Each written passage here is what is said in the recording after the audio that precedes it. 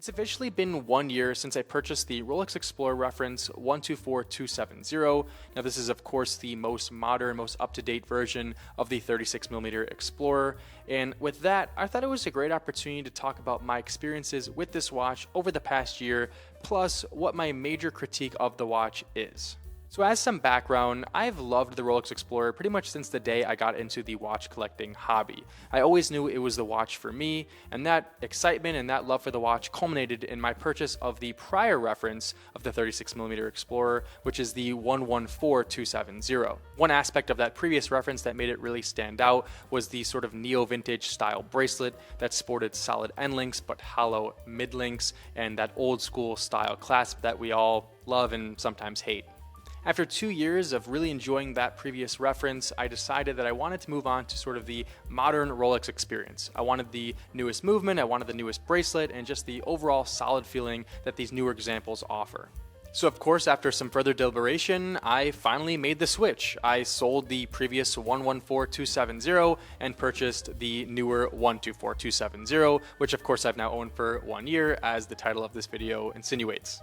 Now, this decision to upgrade to the newer reference did not come lightly. In fact, I had three major points of hesitation heading into this purchase that I want to discuss first and foremost. My first point of hesitation was something that I think we all can relate to, and something that isn't really specific to these watches. It was the fact that I had owned my previous model Explorer for a couple of years and had a lot of really good memories with it, and so I think there was just a natural hesitation to move on from that watch. Like I said, not something that is specific to the Rolex Explorer, but just something I think we all can relate to when selling a watch you've had for quite a while, and that is something I experienced here with selling my older reference Explorer. But nonetheless, I got over that fear, got over that thought, and sold it anyway. My second point of hesitation heading into this purchase was of course more specific to the Rolex Explorer, and that was the new 32 series of movements from Rolex. Now on paper, these new 32 series of movements were better than the 31 series that were found in my previous Explorer in pretty much every way. More magnetic resistance, more shock resistance, a higher power reserve, etc. However, there were some anecdotal pieces of evidence stating that these movements had issues with their amplitude and that they would go out of cost specification, which certainly had me quite concerned when going into this purchase. And after further digging and doing some research, this was a legitimate concern. There was a lot of examples of people bringing these watches back into Rolex service centers to get them fixed up and serviced, and Rolex actually did do that for a lot of these people because they were under warranty and they were out of specification. Now, as a way to sort of circumvent this, I decided that I wanted to buy my Rolex Explorer with a factory warranty with at least 3 years left on it, and that's what I did. I actually found a 2024 example, so I pretty much had almost my entire 5-year warranty that is transferable with this watch. So I felt really secure making that decision and getting this particular example, and I can happily report that I've had no issues with the movement in the year that I've owned it, but I certainly will continue to keep an eye out for these issues as time goes on. My third and final point of hesitation heading into this purchase was the bracelet on the new Rolex Explorer. First and foremost, it has a 19mm lug width, which I think we all can agree is extremely inconvenient.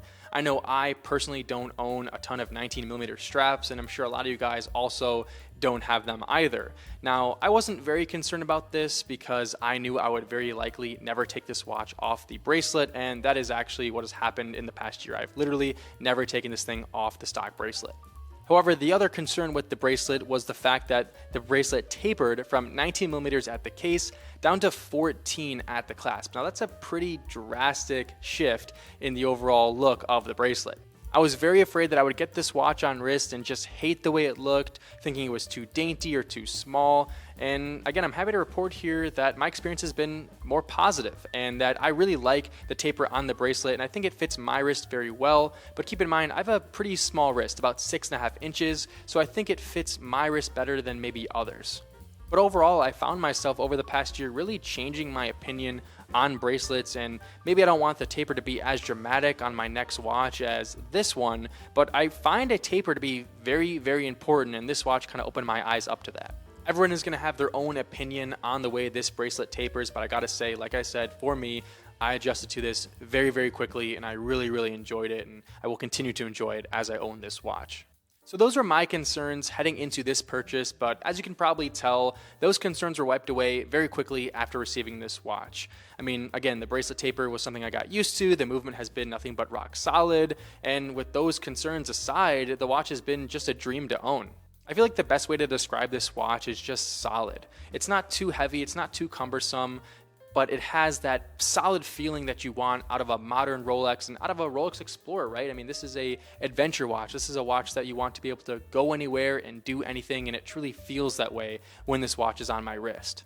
One thing I adore about this watch is the Easy Link extension that comes on this piece. Being able to adjust the size by 5mm is just huge, to be able to do that on the fly. Obviously, that is not a technology that is revolutionary within the world of watches or especially luxury watches, but it's just a great feature to have, especially compared to the older generation that didn't have anything like that.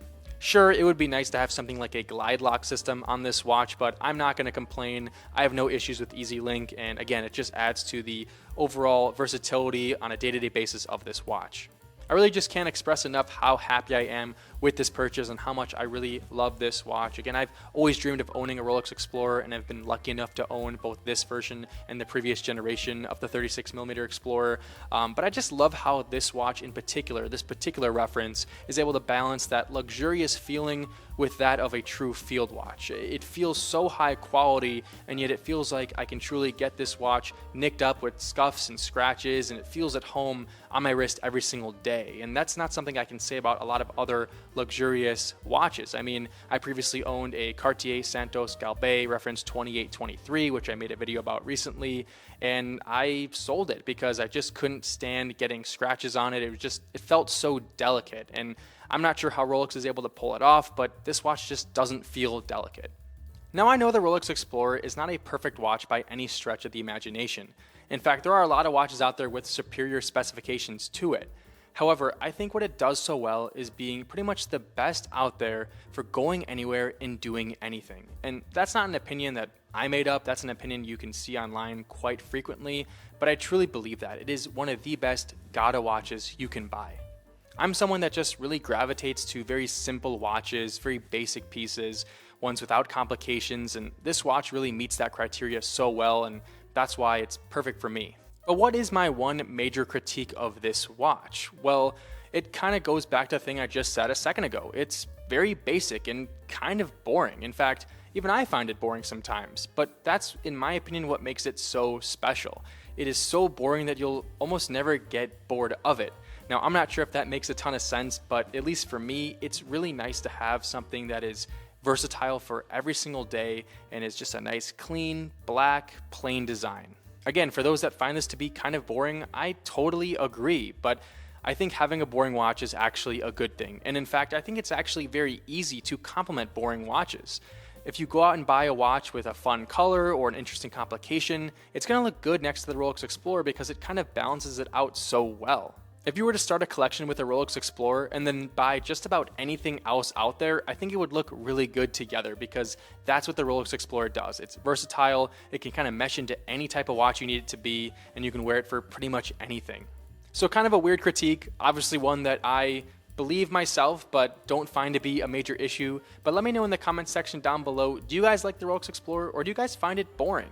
And also, let me know if you've ever wanted a watch for years and years, and when you finally got it, it did not disappoint, because that's my experience with the Rolex Explorer, and I'm very curious to see if there's any watches like that for you guys.